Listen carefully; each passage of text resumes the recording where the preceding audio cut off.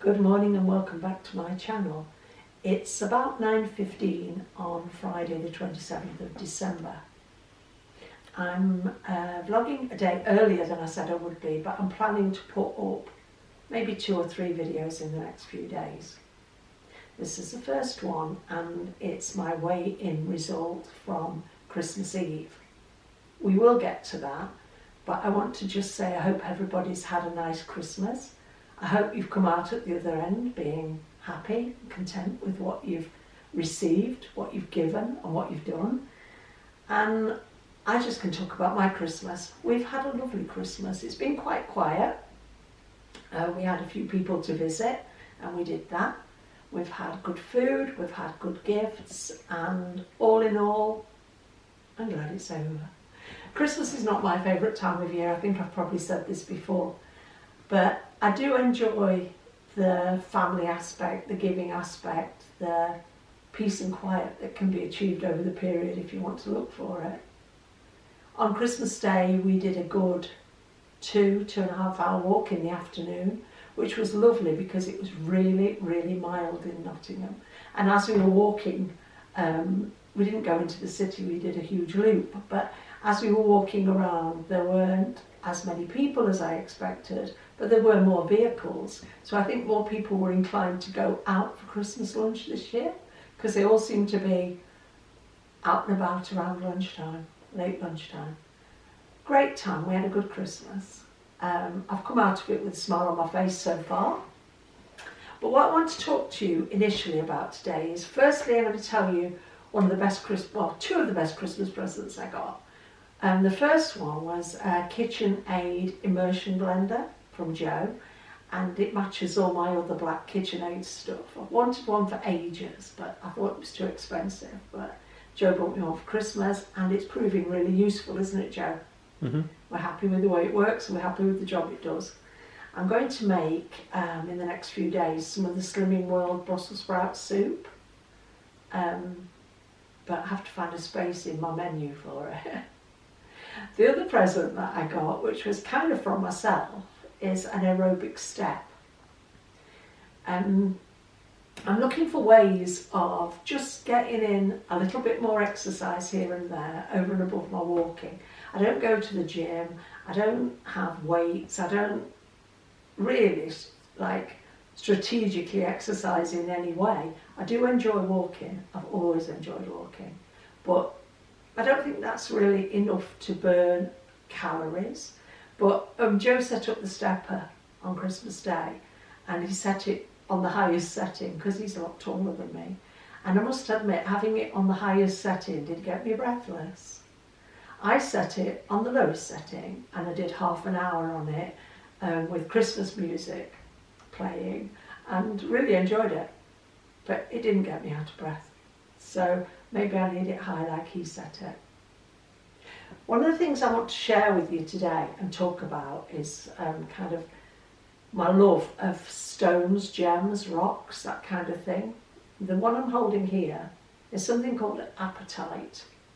It's spelt differently to the human appetite. I think it's apatite maybe. This rock is supposed to combat stress, fatigue and guilt. Now, whether or not you believe in that sort of thing, I like the rocks anyway. But this one was a gift from my birthday from a friend. But I love the idea that they can signify different powers. When you think about it, you know, most of us would know what our birthstone was. I'm September, so my birthstone is sapphire. Joe's January, his birthstone is garnet. Most people know that sort of thing. I know April's diamond. There's a different birthstone for every month of the year. But this is quite different. This is supposed to have the power to relieve stress, fatigue and guilt. But also they say it's a very powerful stone for people with eating disorders.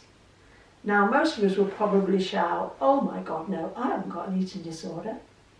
I used to say that. Thought for years I didn't have an eating disorder. Was bulimic as a young person, probably when I was a student, etc. But really and truthfully, if I look at my life and my lifestyle and the results of my eating, I think I must have an eating disorder. I'm very dysfunctional, I'm very greedy. I would say that I am definitely a compulsive overeater.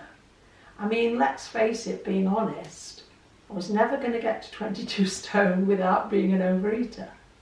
And I'm very compulsive.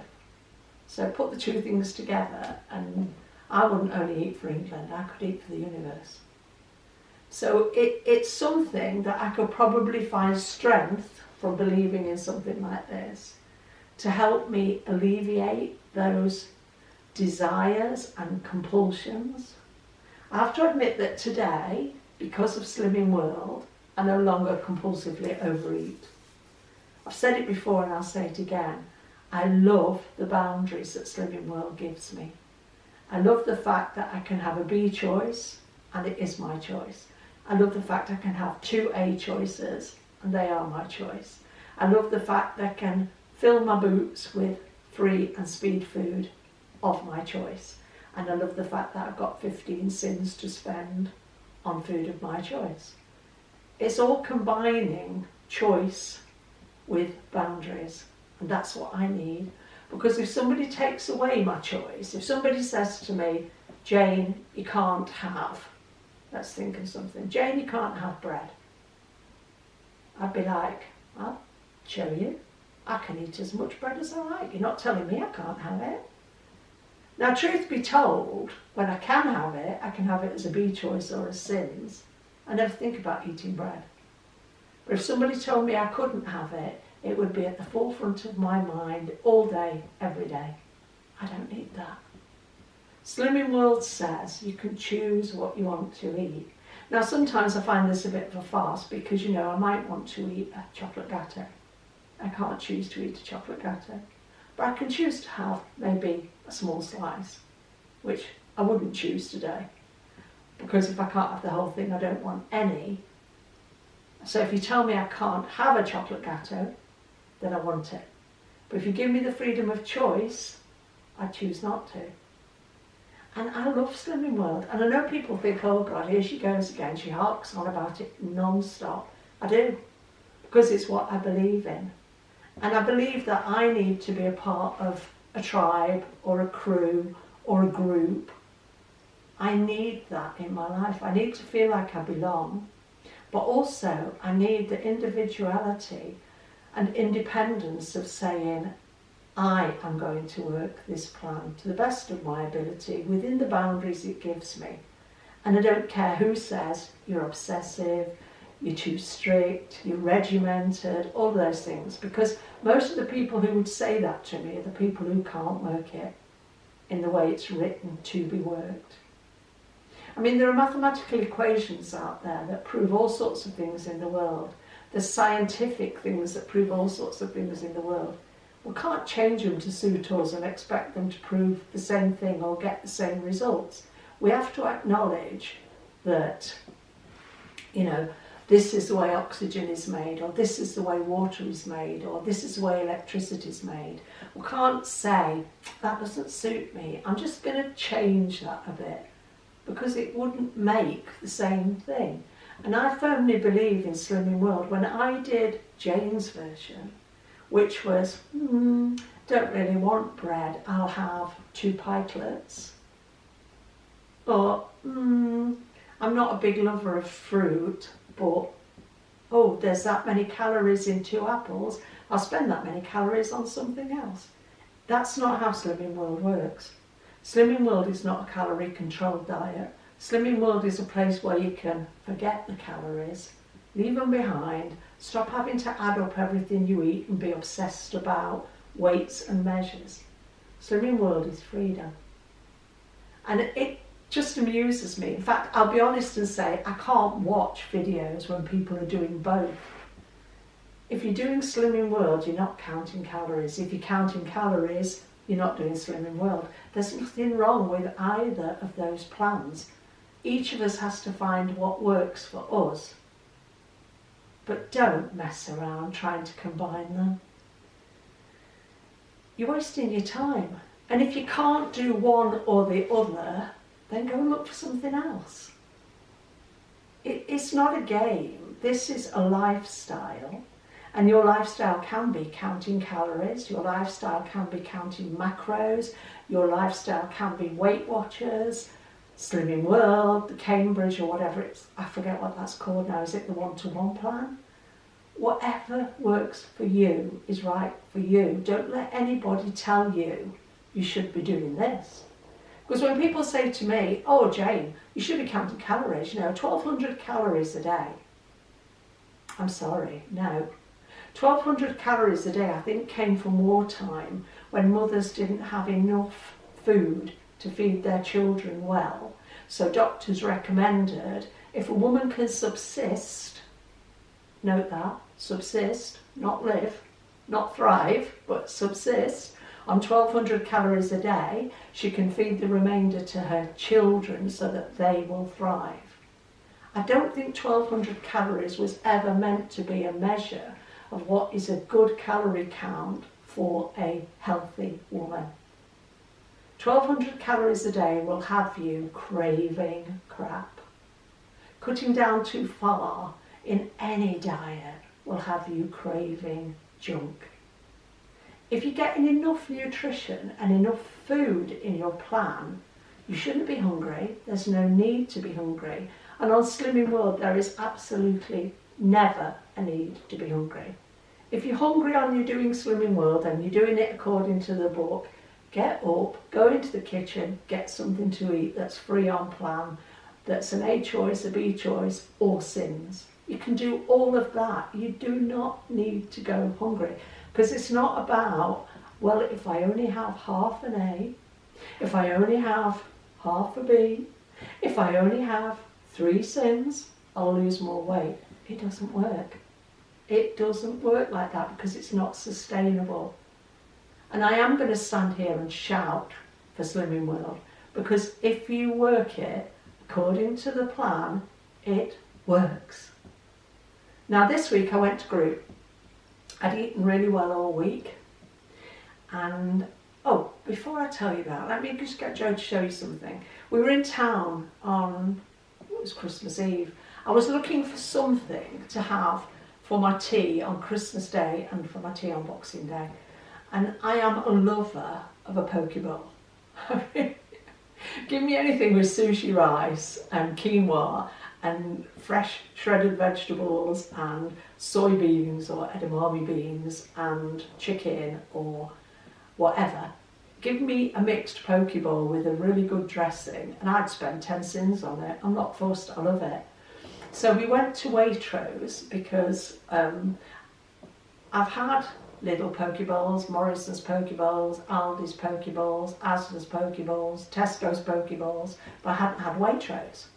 So we went over to Waitrose and Joe found me 2 really nice ones. Now I threw away the band from the first one that I ate, which I had on Christmas Day, and that was a king prawn poke bowl. It had the biggest, fattest king prawns in it. It was gorgeous.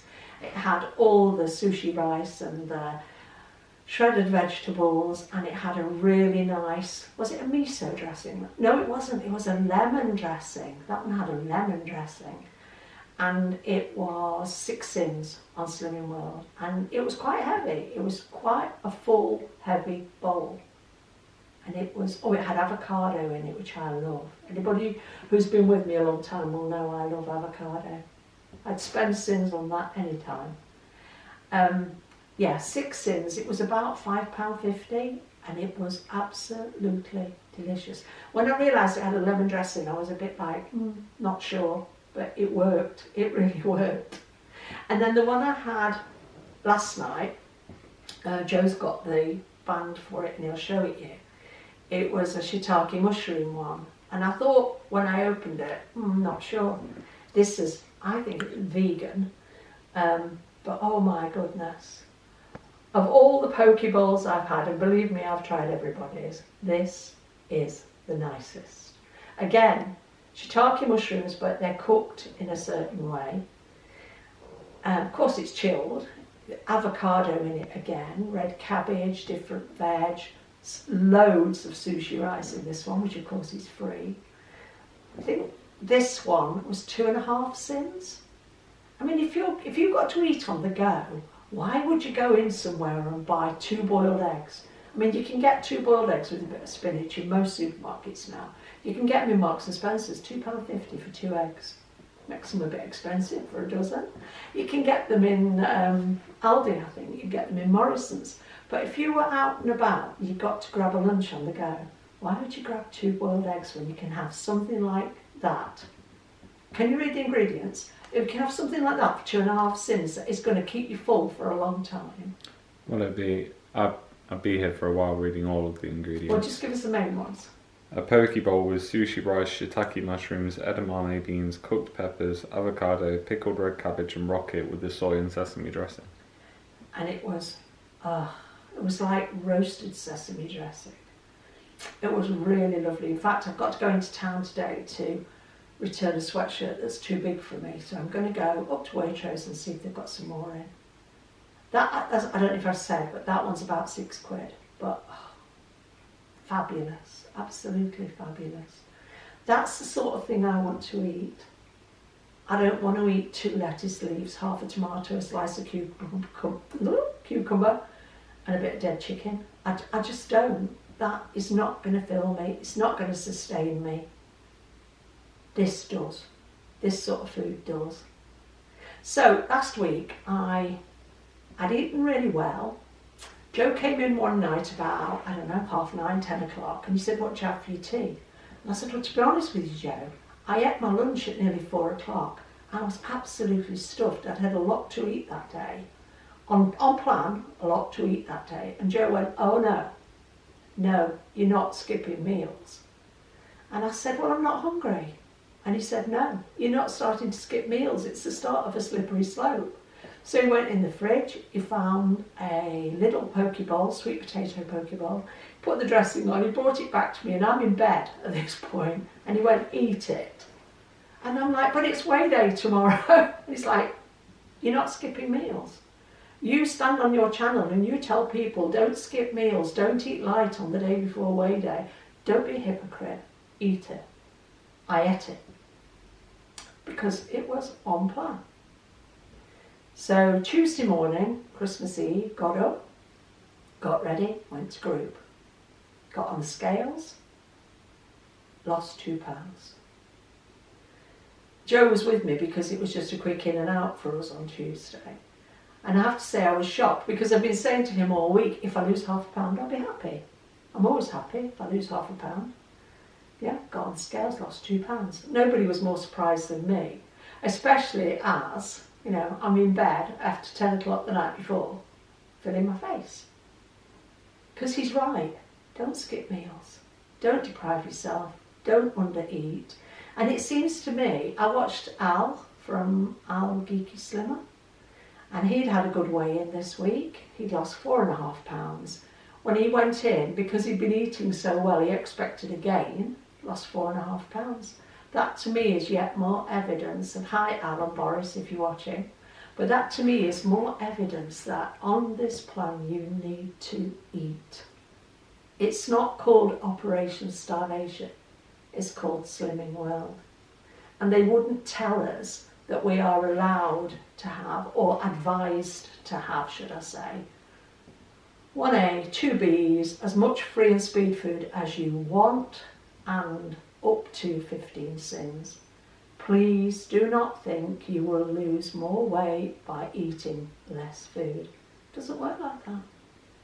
And when I hear people going below 5 sins, that's always been a pet hate for me, because there isn't anywhere in the plan it tells you to eat less than 5 sins. Don't do it. It's not worth it. Why are you going without? The plan says 5 to 15. Doesn't say 0 to 15. And if you don't like me saying it, don't watch me. And if you don't like me doing it, but you want to watch me, don't do it. It's just not worth it, because if you want to get the weight off and keep it off for years and years and years, and some of us have got a lot more years than others, haven't you? If you want to keep it off, then you've got to retrain the way you eat. And retraining the way you eat is not eating in a deficit that causes hunger, because nobody ever would keep that up. That leads to obsession, it leads to wantings and cravings, and you can live without those. You don't need them. And finally, that lump of stone is a bit big to cart around with you, but you can get small pieces of apatite. I don't know if you can zoom in on those, Joe. These sell for about £1 each. And if you believe in the power of stones and spiritual things, I've got the thing set quite still. do you want me to walk up to it? No, it's alright. If you believe in the power of stones and spiritual things, for £1, you can carry this in your pocket or your purse. Most gemstone shops would sell it. It's just called apatite. I think it comes from Mexico, Chile, Tibet, places like that. But it certainly helps me, because if in the afternoon I'm feeling boredom, I'll get up and do something.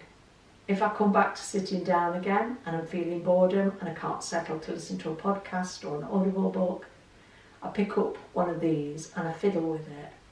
And just doing that takes away the feeling of boredom that can lead to stupid eating. Because that's one of my ways into stupid eating, boredom. Okay, that's me for today.